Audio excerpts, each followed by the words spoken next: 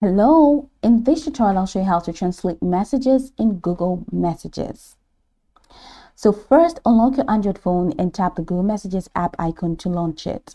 Make sure you're using the latest version of the app from the Google Play Store to access all new features, including message translation. From your inbox, tap the conversation containing the message that you want to translate, and this will open the full chat thread. So find the exact message in the conversation that you want to translate. Press and hold, that's long press, on that message bubble until it is selected. You'll see it highlighted and a menu bar appear at the top. Look at the top menu bar after selecting the message. You should see several icons like copy, share, and a new icon shaped like a globe or labeled translate. So tap on the translate icon. Now translate is not available for me.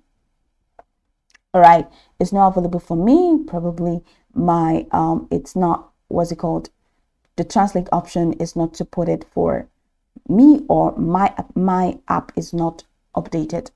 All right, but if yours is, then you should find the translate button once you long press.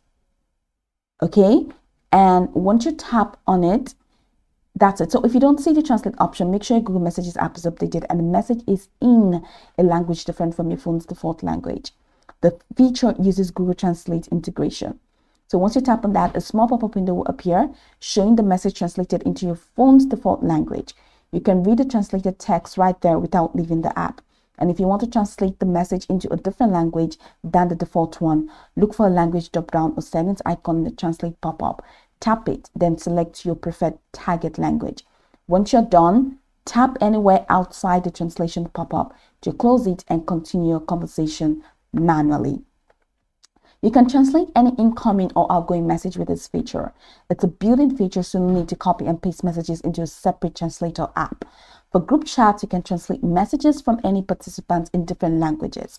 And that's it. So go over the tutorial from the top to the bottom to get acquainted with the steps. And of course, once you're done, you'll be good to go. I hope that this tutorial marvelously helped your search.